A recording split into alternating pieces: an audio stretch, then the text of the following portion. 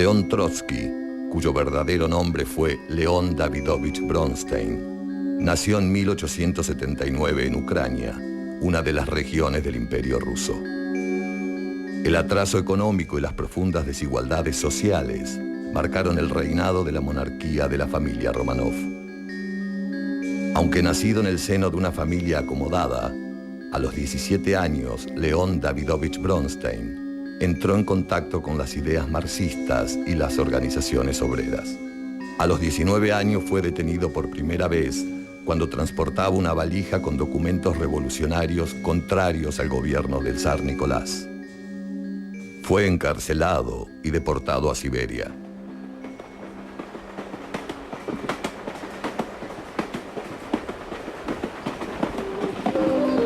El futuro líder revolucionario utilizó los 4 años y medio de prisión para profundizar su formación política e intelectual. En 1902, León Davidovich Bronstein logró fugarse de la prisión y de Rusia. Para obtener un pasaporte falso, debió inventar un nuevo apellido. Eligió el de uno de sus antiguos carceleros en las prisiones de Odessa. Desde entonces, sería llamado León Trotsky. En el otoño de 1902, Trotsky llegó a Londres. Allí conoció a quien sería el otro gran líder de la Revolución Rusa, Vladimir Ilich Ulyanov, conocido como Lenin. Trotsky y Lenin fueron las principales figuras de la Revolución Rusa, que en 1917 terminó con la monarquía del zar Nicolás II, llevando al poder al partido bolchevique. Esta organización era, en ese momento, la más importante de la izquierda marxista en Rusia. El partido bolchevique, que en ruso significa mayoritario, dio vida al primer Estado socialista del mundo basado en los soviets. Los soviets eran organizaciones de representantes obreros, soldados o campesinos que se reunían para discutir y tomar las decisiones de gobierno.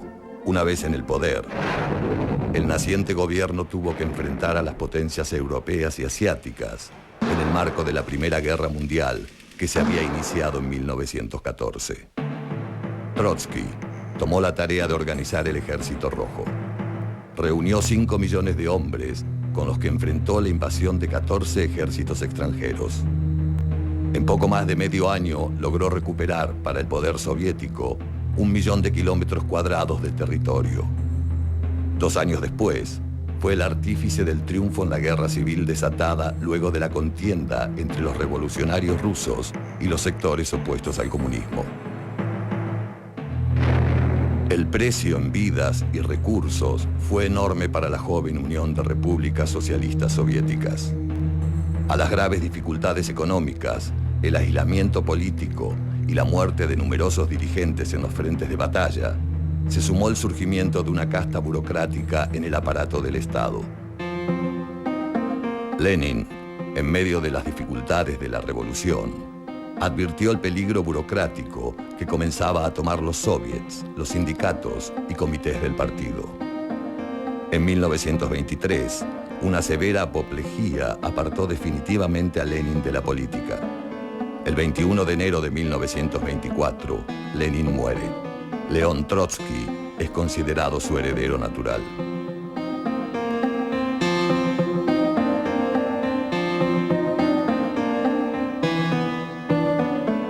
Pero un funcionario de segunda línea, José Stalin, representando la burocracia que comenzaba a surgir, se apoderó de la Secretaría General del Partido Comunista. Trotsky continuó la lucha de Lenin contra la burocratización, agrupando a la llamada oposición de izquierda para enfrentar los manejos totalitarios de Stalin. Stalin impuso en el partido la teoría de la construcción del socialismo en un solo país. La Internacional, organización que nucleaba a los partidos comunistas de todo el mundo, se convirtió en un apéndice de las necesidades del Estado soviético. Enfrentó así la visión de Lenin y Trotsky, que ligaba el avance de la construcción del socialismo en Rusia a la victoria de la revolución a escala mundial.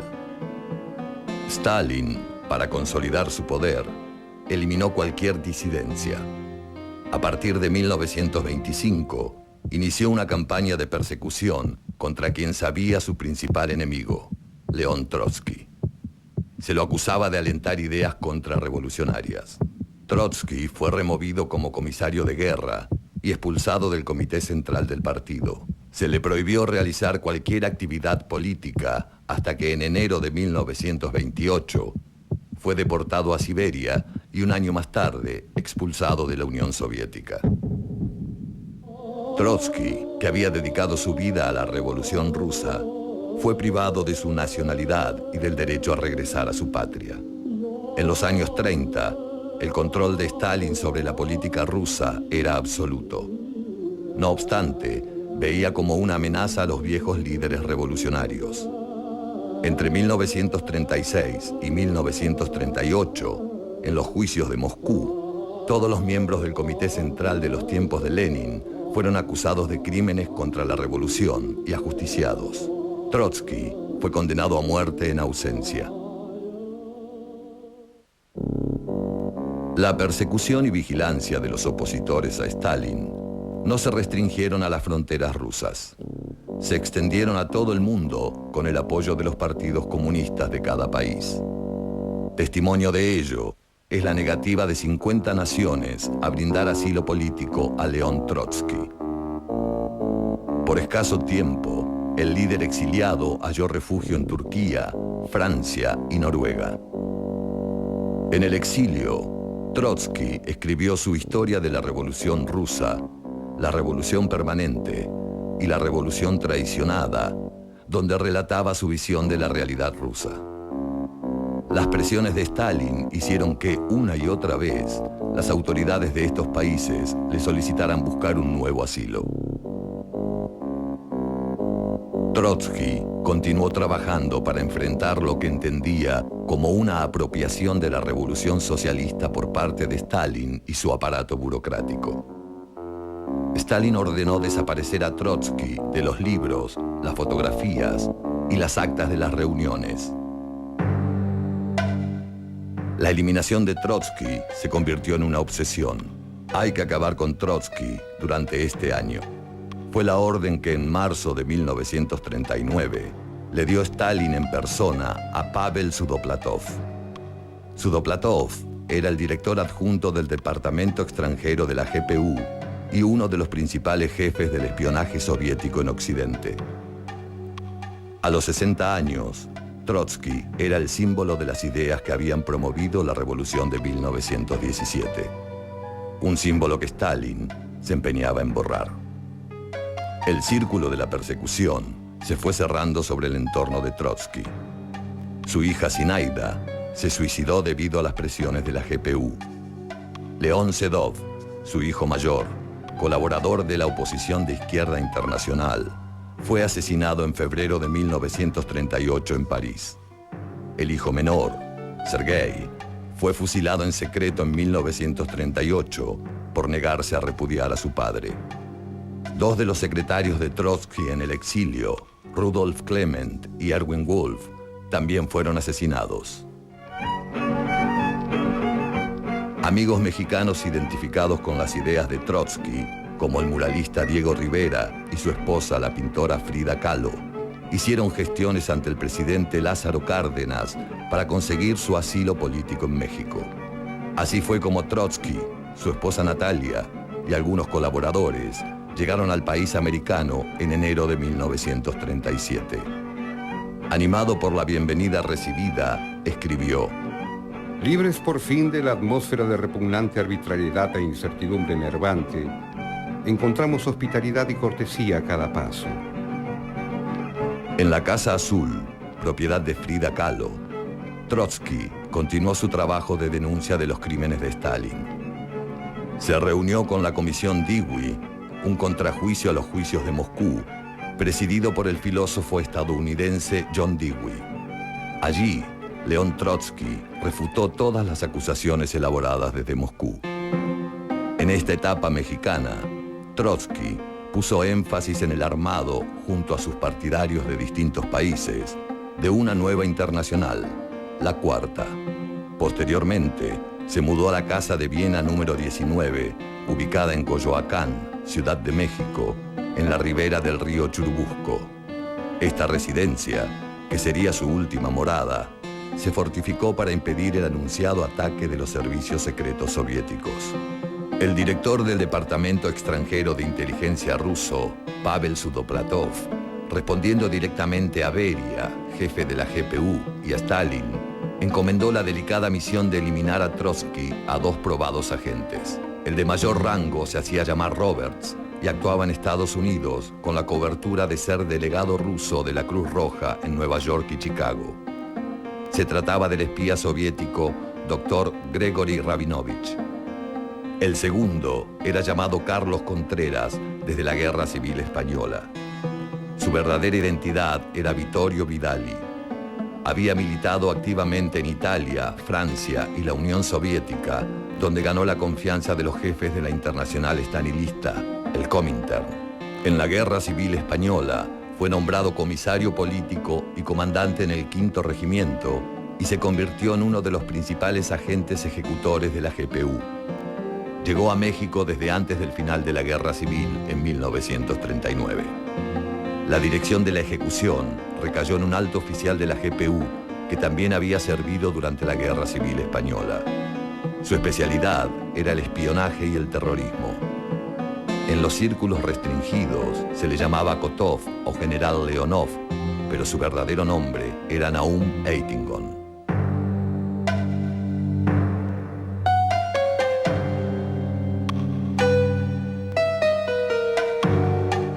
El primer intento de asesinato contra Trotsky en México fue el 23 de mayo de 1940.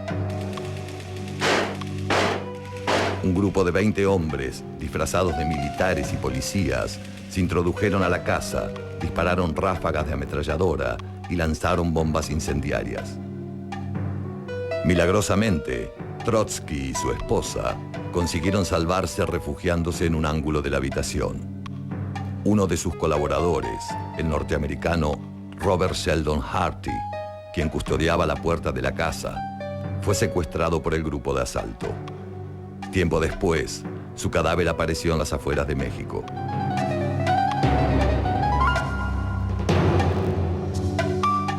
Contreras puso al frente del grupo de asalto al famoso pintor comunista David Alfaro Siqueiros. La investigación de la policía mexicana reveló que dos mujeres, contratadas por el secretario de Siqueiros, habían mantenido romances con los policías que custodiaban las afueras de la casa para seducirlos y permitir su captura. De los hombres que tomaron parte en el asalto, a pesar de las pruebas y las detenciones, ninguno fue encarcelado. Después del fracaso del atentado, Rabinovich, temiendo ser conectado con el operativo, se trasladó a los Estados Unidos. Contreras continuó en México, resguardado por sus poderosos contactos comunistas.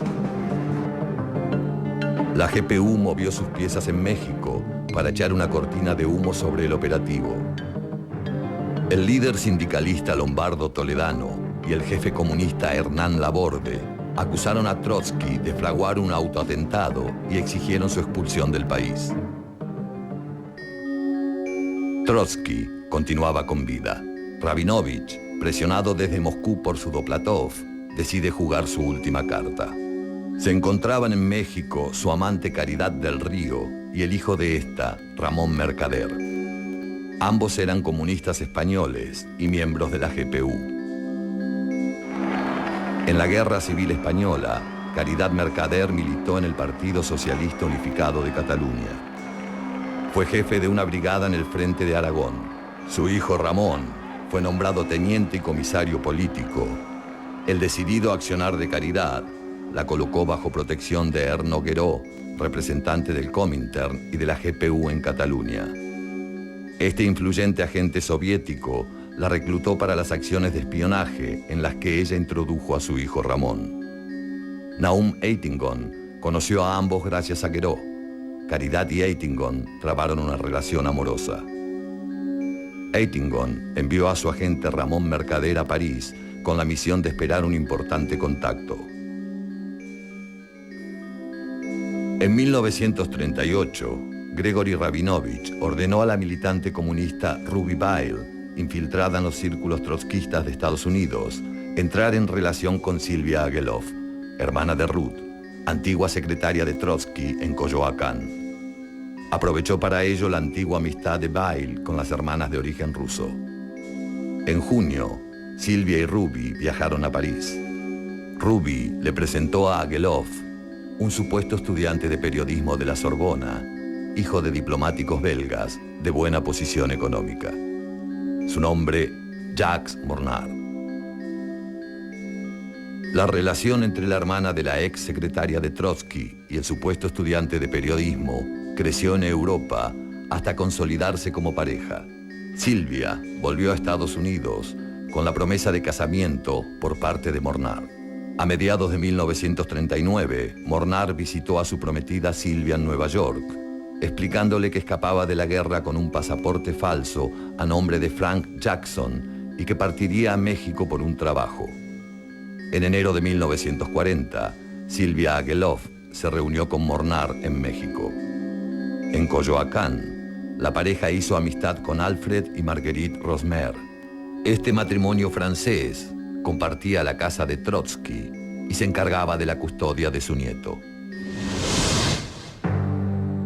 A finales de marzo, Silvia debió regresar a Nueva York y, acompañada de Jackson, fue a despedirse de los Trotsky. Era la primera vez que el futuro asesino penetraba en la casa de Trotsky.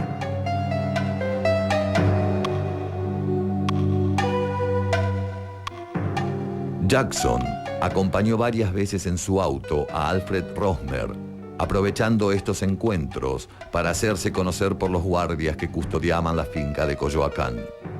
Luego de algunas visitas, ya no fue revisado en busca de armas. 3 días después del primer atentado a Trotsky, los Rosmer se embarcaron desde Veracruz a Estados Unidos y aceptaron el ofrecimiento de Jackson de llevarlos al puerto en su automóvil. Esa fue la primera vez que merendó junto al matrimonio Trotsky, interesándose por las ideas del anciano líder. En junio, Jackson viajó a Nueva York. Uno de los secretarios de Trotsky lo condujo al aeropuerto. En Estados Unidos se reunió con Gregory Rabinovich y Eitingon. En ese encuentro le dieron la orden de acabar con la vida de León Trotsky. Cuando volvió a México en agosto, Jackson se mostraba muy nervioso y desmejorado. En una de sus visitas le pidió a Trotsky su opinión sobre un artículo que había escrito. Después de leerlo, Trotsky sugirió algunas correcciones. El 20 de agosto, Trotsky se levantó de excelente humor. Incluso bromeaba. ¡Caramba! Hemos dormido toda una noche sin que nos hayan matado. Trabajó toda la mañana respondiendo los ataques de la prensa de Stalin. A las 5 de la tarde tomó el té junto a su mujer. 20 minutos después, se reunió en el fondo del jardín con Jackson. El agente de la GPU llegó en su auto a la casona.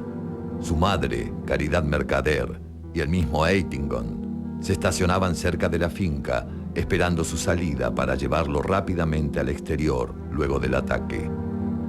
Según la narración de Natalia, Jackson estaba muy nervioso al llegar a la finca.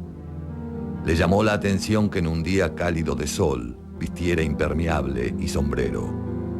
Esta vez Jackson traía su artículo corregido para pedirle a Trotsky que volviera a leerlo. Jackson y Trotsky se dirigieron hacia el escritorio. Minutos más tarde, Natalia, desde la habitación de al lado, escuchó un grito. Trotsky apareció apoyándose sobre el marco de la puerta, con el rostro ensangrentado. Natalia ayudó a su esposo a acostarse sobre la estera del comedor. Le costaba hablar. Su mujer le enjugaba la sangre mientras aplicaba hielo sobre las heridas de su cabeza. Jackson, un experto alpinista, había elegido un pico para nieve como arma asesina. Mientras Trotsky leía su trabajo, descargó la piqueta que mantenía oculta en el impermeable sobre su cabeza.